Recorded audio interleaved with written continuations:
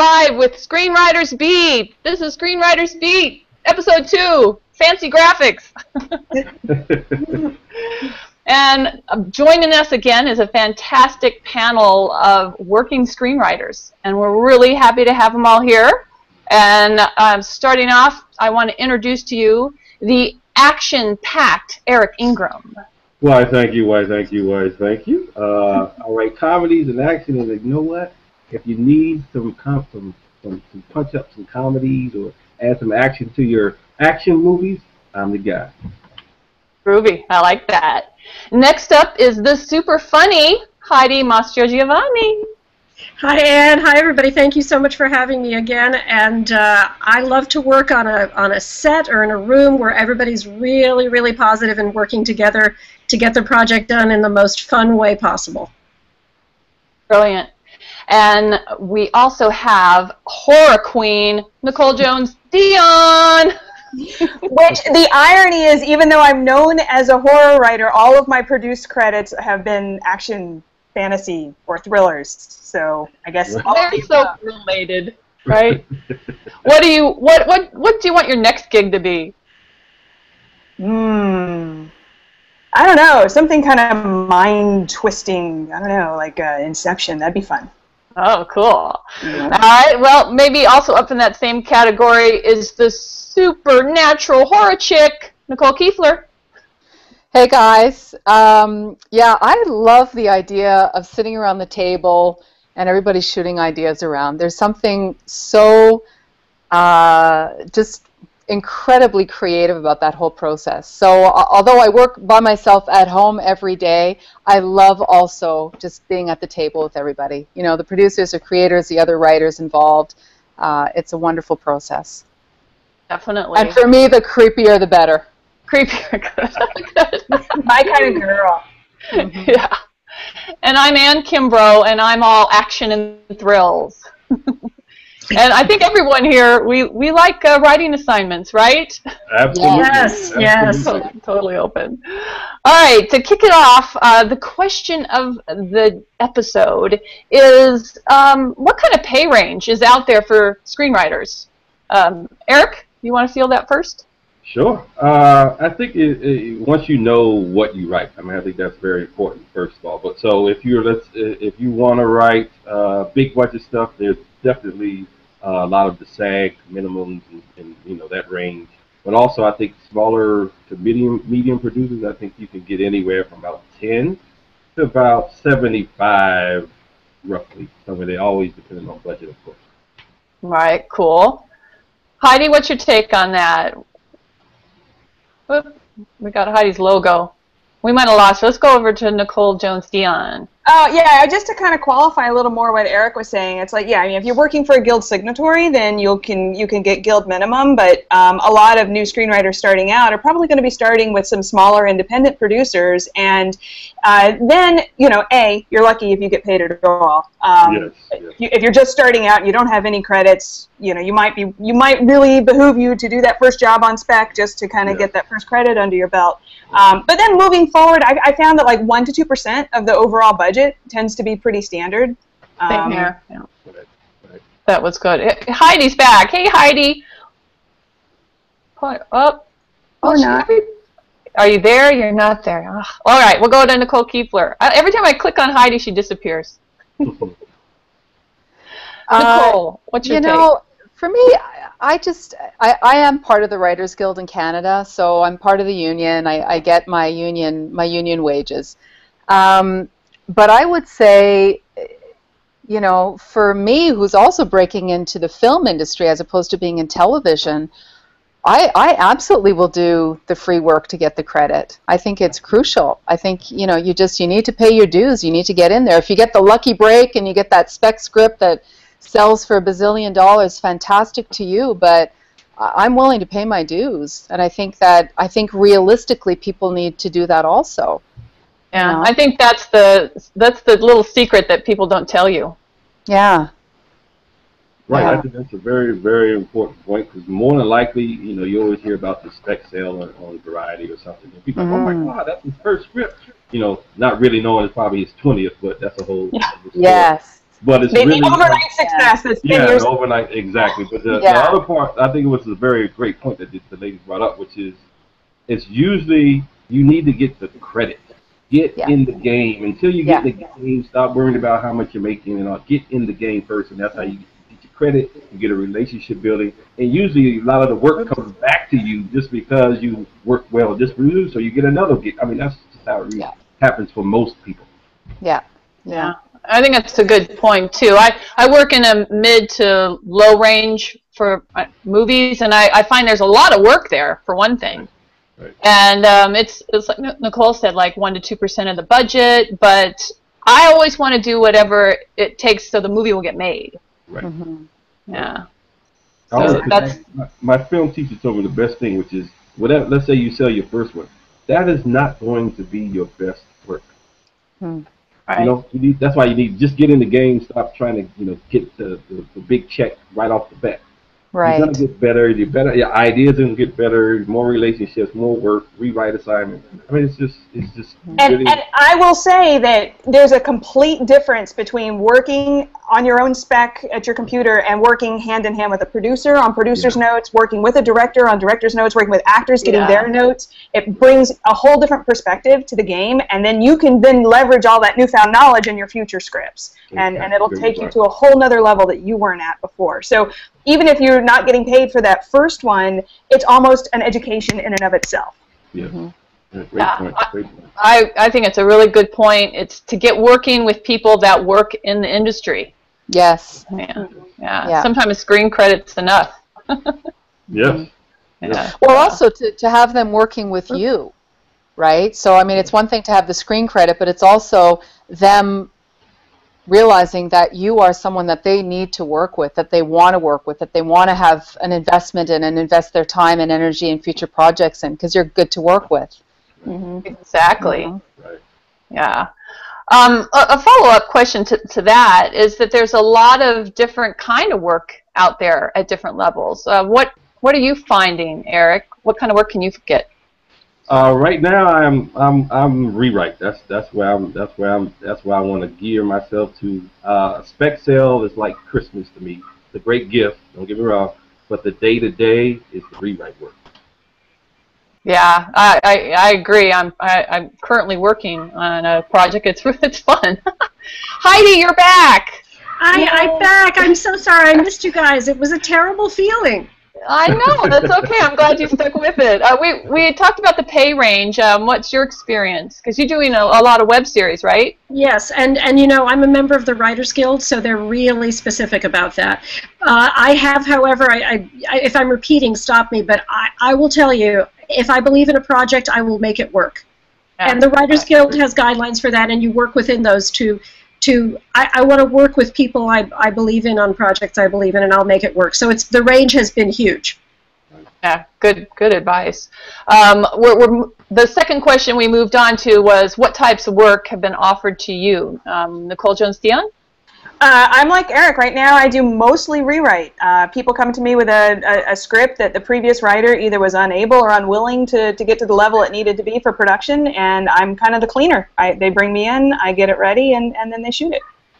Oh, that's good. You don't even have time for writing specs anymore, do you? I really don't. I know. Yeah. I need to work more on my own stuff, but right now I've got 3 rewrites I'm in the middle of. Yeah, you got to do it. You got to do it. How about Nicole Keefler? What are you finding your work? I'm still doing animation, so that's sort of my bread and butter. And I look forward to. I'll do anything. I'll do rewrites. I'll sell a spec. I'll do anything that comes my way. Yeah, I agree. We don't say no. Right. What does that word even mean? I don't know. Yeah, no. Anything else that someone wants to add on the subject of finding work, getting paid? I think it's very, very important to know what you write, to know what you're truly good at, to say yes to, if someone pitches me, wanted me to write a horror, I wouldn't do it. Even though it could be great money, it could be a great experience, horror is not my thing. Yeah. So you have to know that. You have to know. You have to know. Heidi, how do you know that? How do you know what you're good at? For me, Anne, it's always been, what have I had the most fun doing? And I'm always, 99.9% of the time, I'm really happy doing comedy.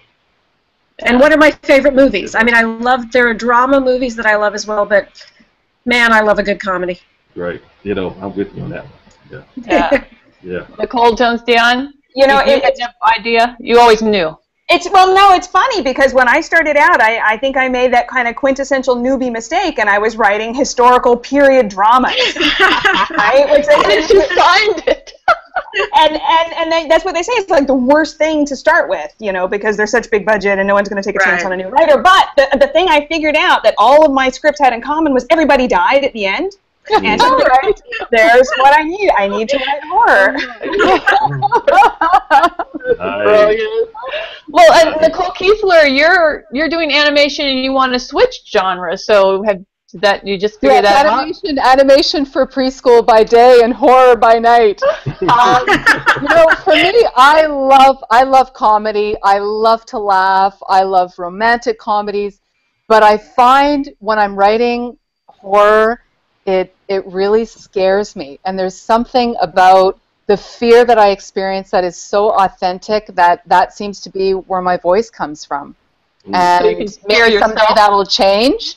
But I just, you know, there are times when literally I'm spooked by what comes out of me, you know, and I sometimes don't really want to work on my script because it's kind of scaring me.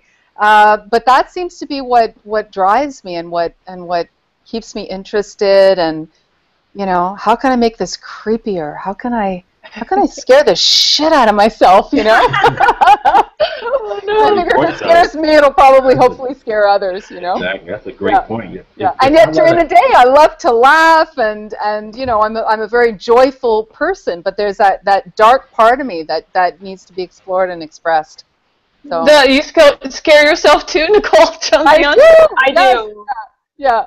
Yeah, I do. I give myself nightmares, and then I have to go and write something nice and silly to cleanse the palate, I guess. Oh, that's good. Well, Heidi, you at least get a laugh.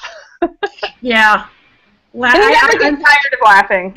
I never get tired of laughing. That's cool. I think it's so. I mean, for me, I came from the world of stand-up, so being a class clown and all that stuff is kind of natural for me. That's why comedy I can write, you know, like that. In the weekend, I can write a comedy.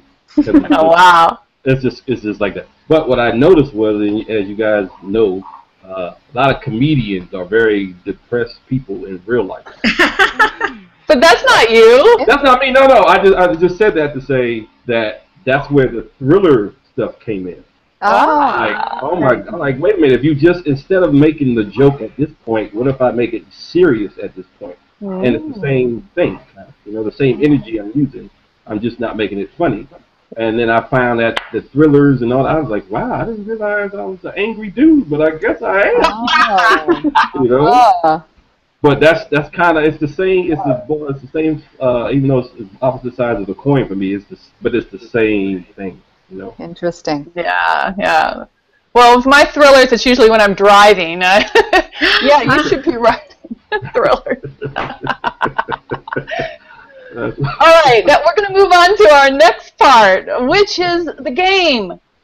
This episode's game is, well, it's not much of a game, you'll see. It's just something to laugh at. It's called Name the Screenwriter Game.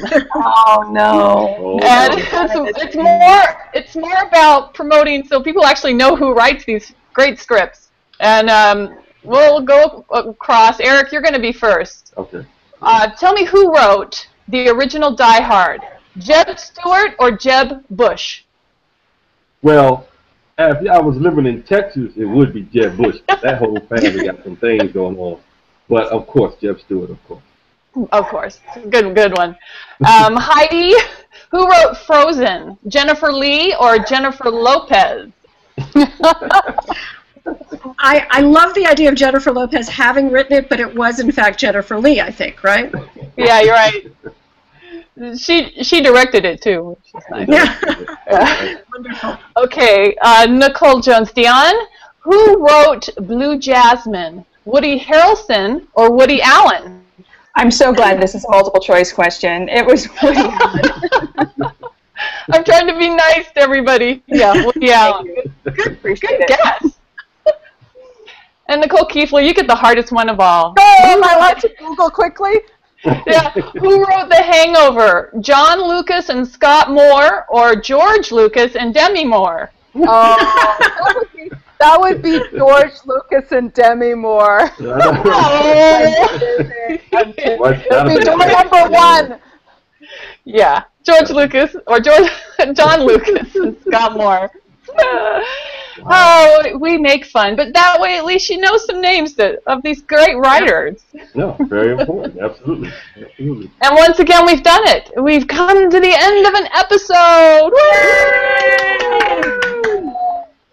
And you get the chance to sign off. I'll let you sign off any way you want. If you want to use a catchphrase, if you just want to say bye-bye. Eric, you're first. Yeah, let the story come from within. Ooh, I like that. That's almost Confucius. Confucius I know, right? Day. I'm deep like that, Ann. You should know it. I'm deep like that. I know. Brilliant. Heidi. It's a quote from This Is Spinal Tap. Have a good time all the time. Ah, words of wisdom as well. I think we can see a trend here. Nicole Jones-Dior, how about you? I'm just going to say, ride on and prosper. See if you can see that. Love it, love it. Right on. Power fist. You got to put the power fist up on that one, guys. Put the power fist. Yeah, love it. Get you up there.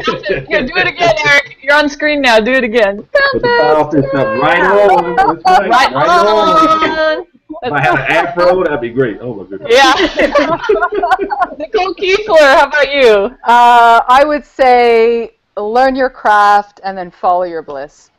I like that. I like that. Mine goes with that, too. It's happy writing. Mm-hmm. This is fun. It's fun to write. Yeah.